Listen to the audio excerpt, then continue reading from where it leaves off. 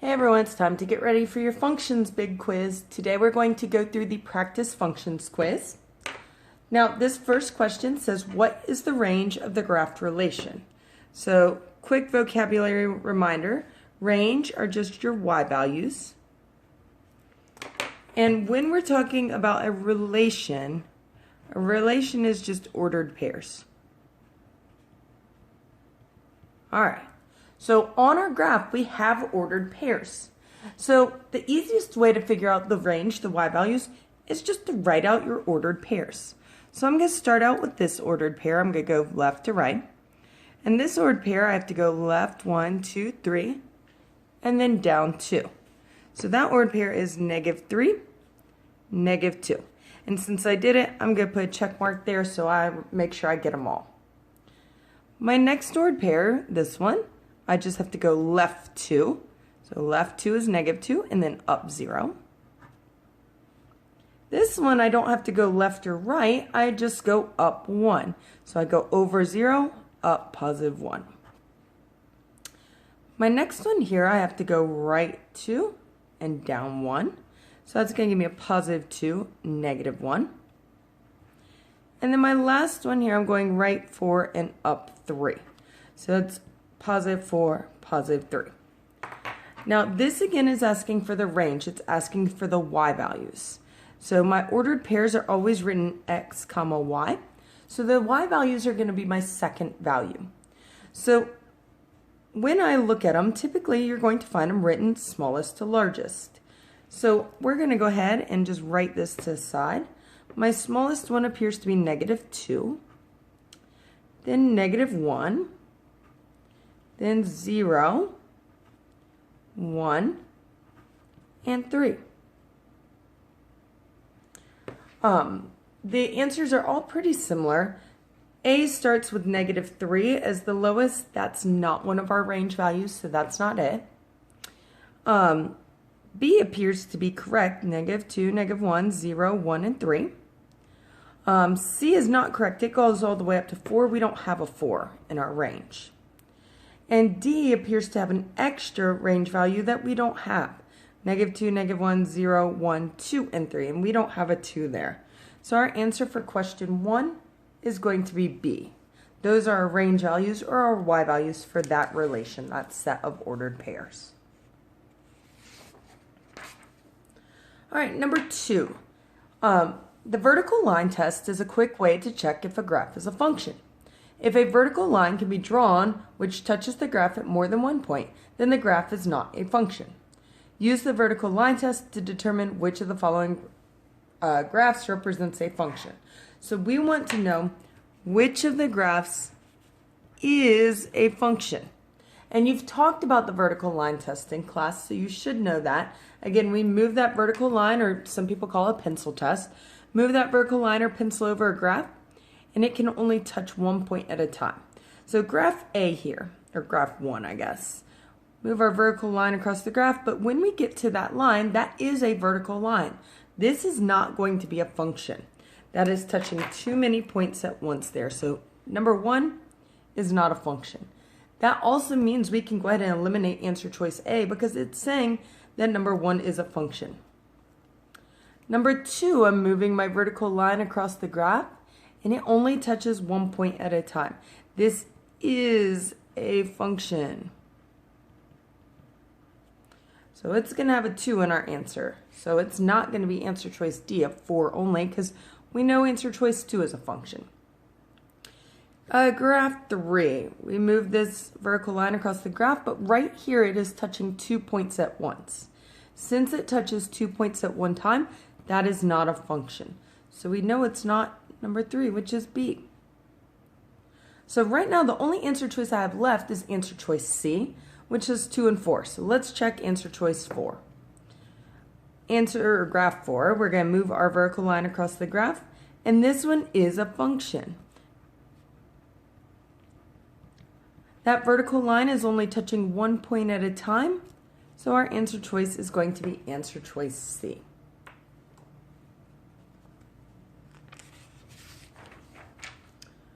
Okay, so number 3, this wants to know, is the graph a function?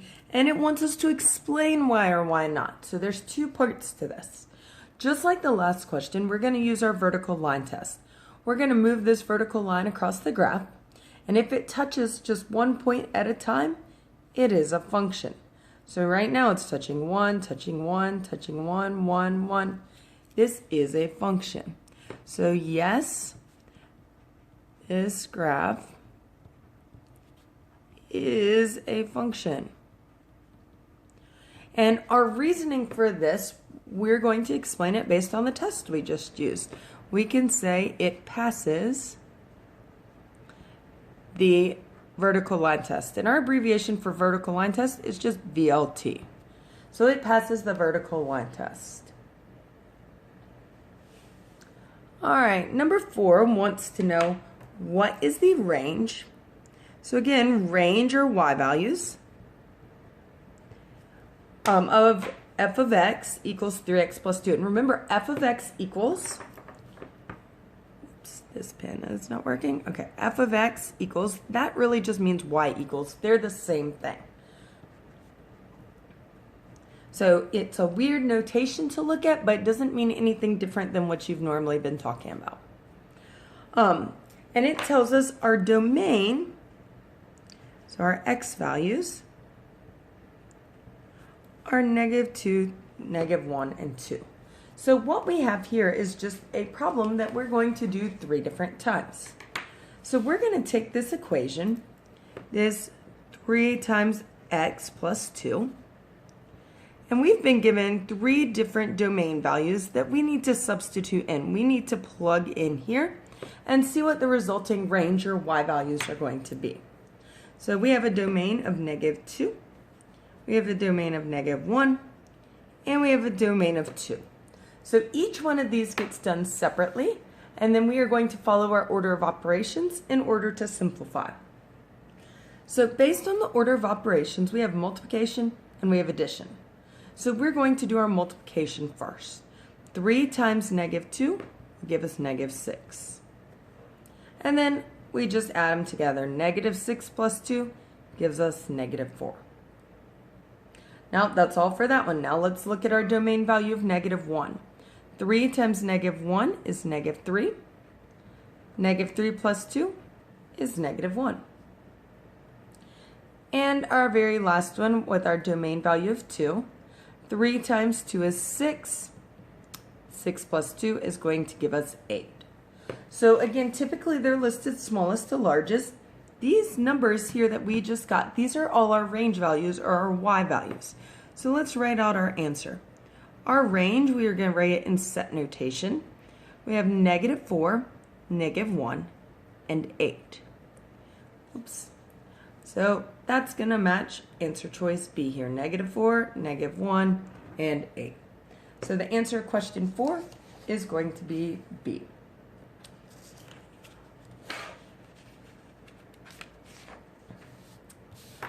All right, number 5 wants to know what is the domain of the given relation. So again, domain, this means our x values. And a relation, again, we're just defining our words right here. This is just a set of ordered pairs. So it's giving us ordered pairs. All we have to do is give the x values in each. Now, in an ordered pair, remember it's x and then y. So I'm going to go through and I'm going to highlight those x values. Highlight my first number in each ordered pair.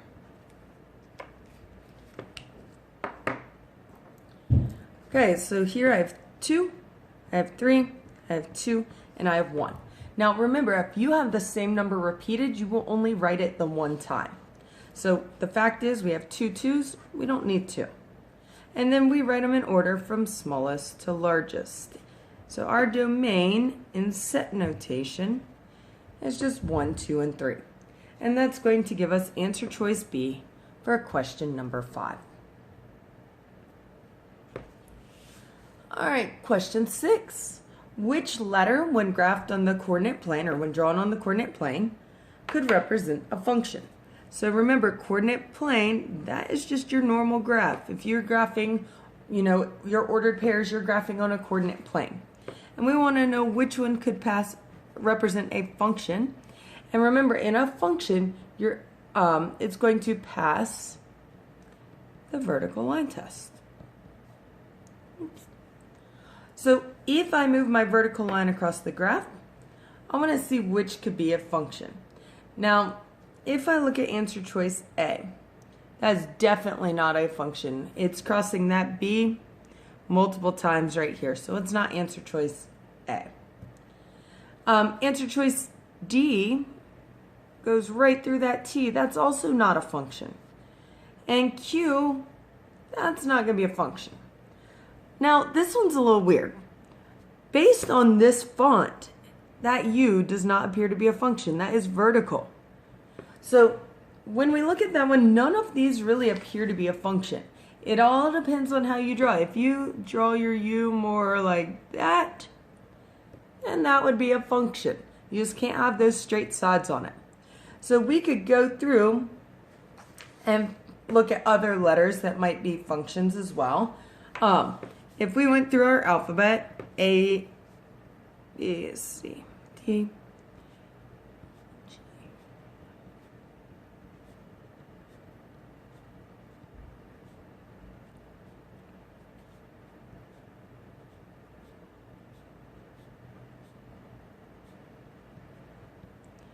All right, so I'm going to do my vertical line test. A does not pass.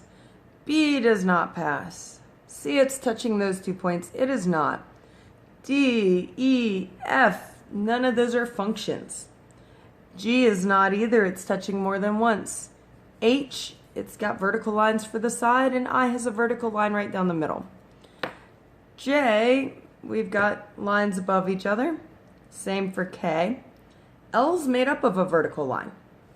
M, if we write M like this, that actually could be a function. So I'm going to circle M. M could be a function. N, again, it all depends on how it's written. If you're using straight vertical lines, N would not be a function. But if N is kind of tilted a little more, N could be a function. Again, depends on how you write it. O is definitely not, and P is definitely not. Same for Q, R, and S. T is made up of a vertical line. U, again, that's kind of questionable depending on how you draw it. If you're drawing it more of an open rather than vertical, it's possible. So we'll say that one's our answer because that's our best answer choice. Although I would say most of the time we're not really drawing our U's like this. V definitely is a function. W, again, as long as we don't have vertical sides, W is going to be a function. X, not so much. It's going to cross at multiple points. Same for Y and same for Z. So really, there's only a handful of letters that could be functions if we actually graph them. That U, again, that's kind of questionable, but that is the best answer of the choices provided, considering we draw it a little funny. But those M, N, V, and W, especially those V and W's and M, those are definitely going to look like functions. All right, number 7, same kind of question here. Which of the following is a function? So again, we're going to follow our vertical line test here. Now, if I look at answer choice A, right here, actually, let me use a red pen so you guys can see. Right here, those 2 points are directly above each other. My line might be a little crooked, but that is not going to pass the vertical line test. Same if we look at C. If we move our vertical line across the graph, at just this one point, we have 2 points above each other. That's not a function. Answer choice B, we move our vertical line across the graph, and there's 2 points above each other. That is not a function. And D, our very last one, move our vertical line across the graph.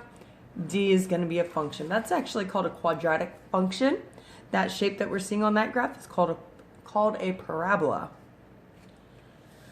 All right, number 8. Number 8 wants us to tell the range here. Okay, first of all, range are your Y values. So here we have a continuous graph is connected. Whenever we have graphs like this, they're going to be written as inequalities. So D, because it just lists out some numbers, we don't just have 5 points that we're looking at. We have this connected graph and everything in between. So our graph really starts here. We're looking at range. Our graph starts here and goes to here. So we're really looking just at this white section right here. So when we're talking about range, we're talking about looking from the bottom here to the top here. This is crossing, if I follow that line over, my lowest y value is -2. If I follow this one over, my highest y value is a +2. So these are going to be all the y values in between -2 and +2, which is going to be answer choice A for number 8.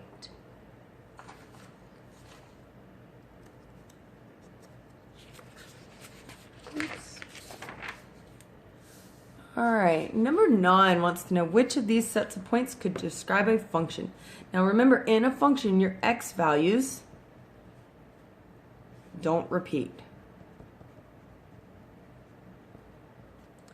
So we're going to go through and mark our x values here.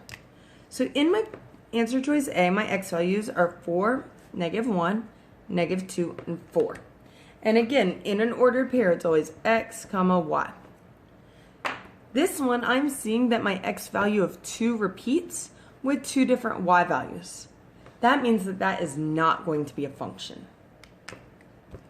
In answer choice B, I have -6, 1, -3, and 1.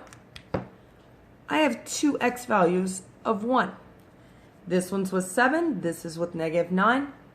That's not going to be a function. If we were to graph those 2 points, they would vertically be there, right there above each other, and that would make it so it doesn't pass the vertical line test.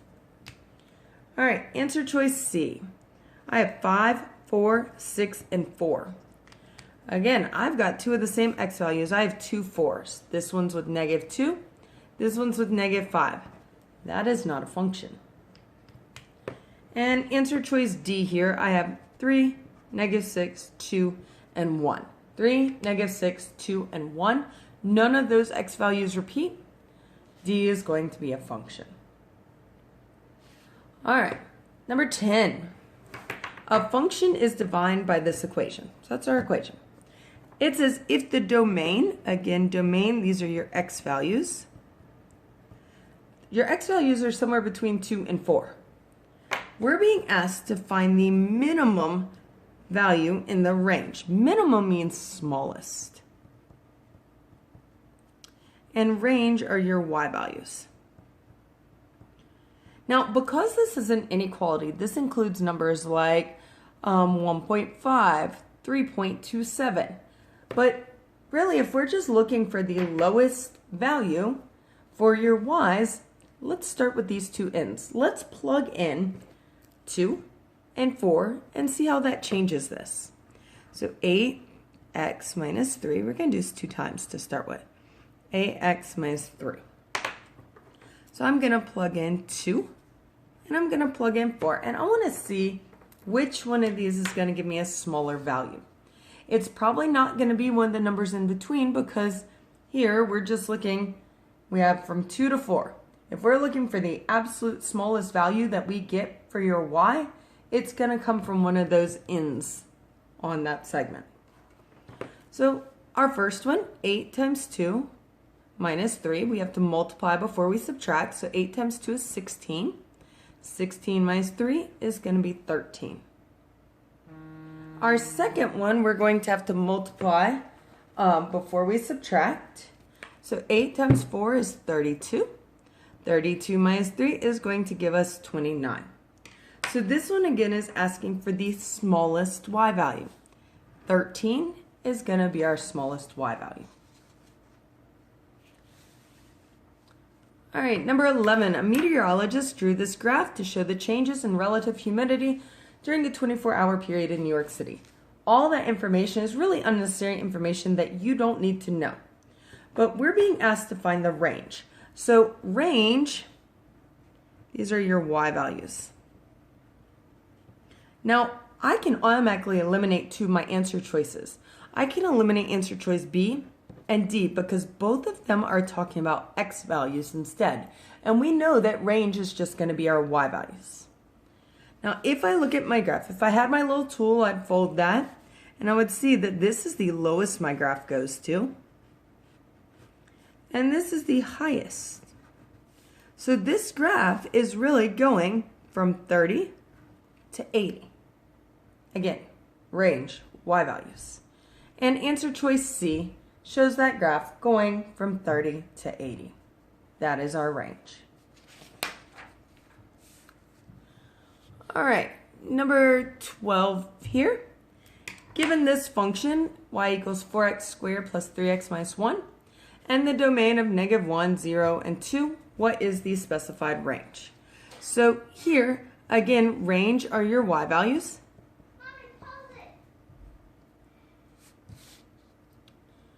All right, so it's giving us the domain. Again, these are our x values.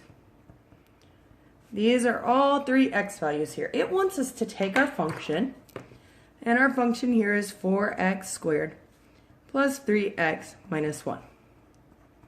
4x squared plus 3x minus 1 squared plus 3x minus 1. And we're going to plug each one of these domain values in separately. So our first domain is -1, that goes in the first one, 0 in the second one, and 2 into the last one. Now remember, order of operations tells us that we need to do our exponent first. So in the first one, -1 squared. Remember, squaring something means multiplying it by itself. -1 times -1 will give us +1. Now we're going to multiply. We have two different parts that we're multiplying. So 4 times 1 is 4. 3 times -1 is -3. And then we're going to add and subtract from left to right. So 4 minus 3 is 1. 1 minus 1 is going to give us 0. All right, our next one. Again, we're going to start with our exponent. 0 squared means 0 times 0, which is just 0. And 4 times 0 is 0. 3 times 0 is 0. Minus 1. So 0 plus 0 is 0, minus 1 will give us -1. And our last one here, again, start with our exponent. 2 squared is going to give us 4, 2 times 2. So 4 times 4. And then we multiply. 4 times 4 is 16. 3 times 2 is 6. And we have our -1, so left to right, 16 plus 6 is going to give us 22. -1 is going to give us 21. So our answer choice that has these three range values, 0, -1, and 21, is going to be answer choice B. All right, number 13 wants to know what is the domain of this function. So again, domain, x values. So just like we did to find the range where we had ordered pairs on our graph, I'm going to start by writing out my ordered pairs. This ordered pair goes right 4 down 1, so 4, -1, and I'm going to check that off. This ordered pair goes right 5 down 2, so 5, -2, check that off. This ordered pair is right 2 down 5, so 2, -5. And this one is right 1 down 4, so 1, -4. There are my 4 ordered pairs. Since it is asking for the domain, it is asking for my x values. And typically, again, they write them in order from smallest to largest, so 1, 2, 4, and 5. These are our domain values, our x's, and that's going to match answer choice D. Okay, now we have a little vocabulary to look at. What is the difference between a relation and a function? Well, a relation is just a set of ordered pairs. A function is going to be a specific type of relation where each x value is paired with exactly one y value. In other words, your x's aren't going to repeat. So a function is a type of relation. A type of relation where each x value or member of the domain is paired, that's a u by the way, with exactly one y value.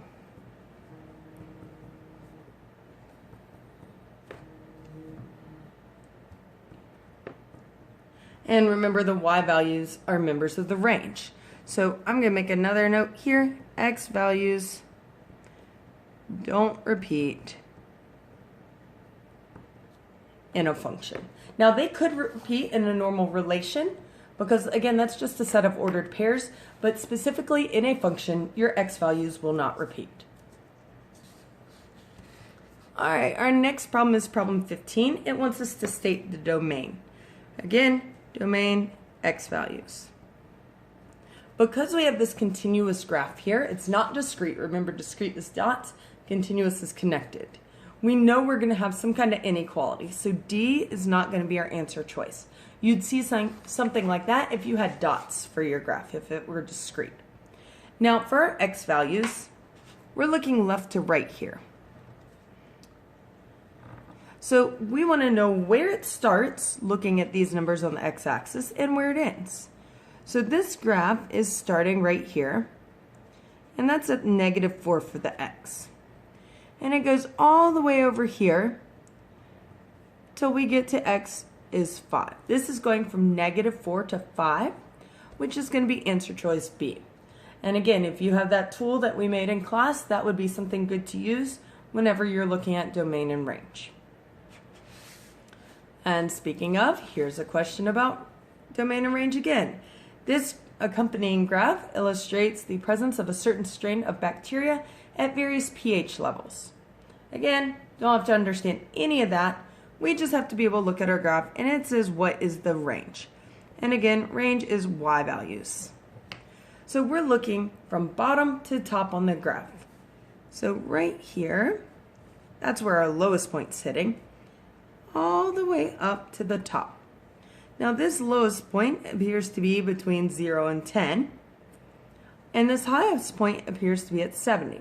And again, we know because we're looking at range, that's y.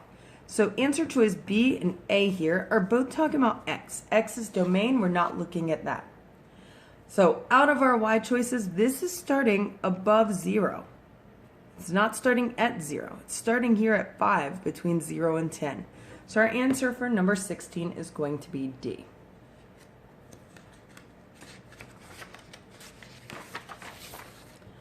All right, a couple more here.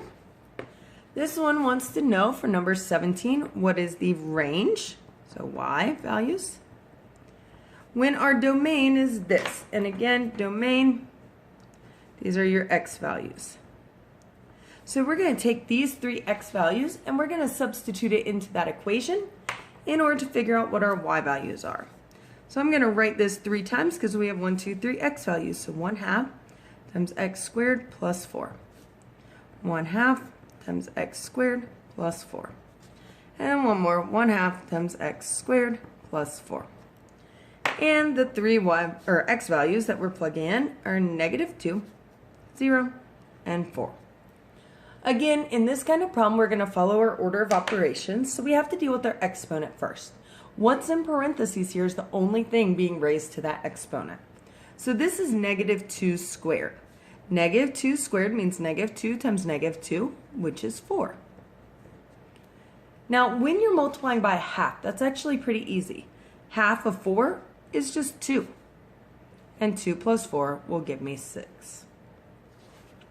Our next one, 0 squared. 0 times 0 will just give us 0. Anything multiplied by 0 is going to give us 0. So I'm left with 0 plus 4, which is 4. And our last one here, 4 squared is 16. So half of 16 is just 8, and 8 plus 4 is 12.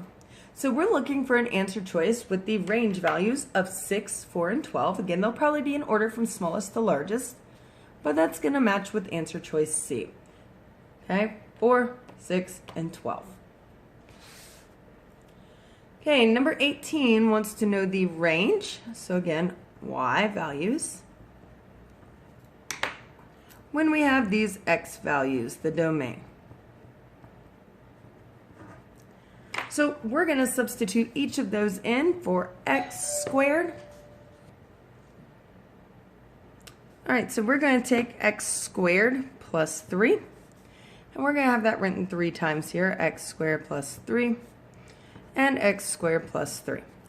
Now, the 3x values we're plugging in are -3, 0, and 3. And always, when we evaluate expressions like this, we are going to follow our order of operations. So we're going to start with our exponent. -3 squared means -3 times -3, which is 9. 9 plus 3, that's just going to give us 12. 0 squared, 0 times 0 is just 0. 0 plus 3 is 3. And then our next one, 3 squared, 3 times 3 is 9. 9 plus 3 is going to give us 12. Now again, when we have the same value repeated twice, like we do here with 12, our answer is only going to have it written once. So our range values that we really have are just 3 and 12. All right, next one. We have another one about domain. Again, domain x.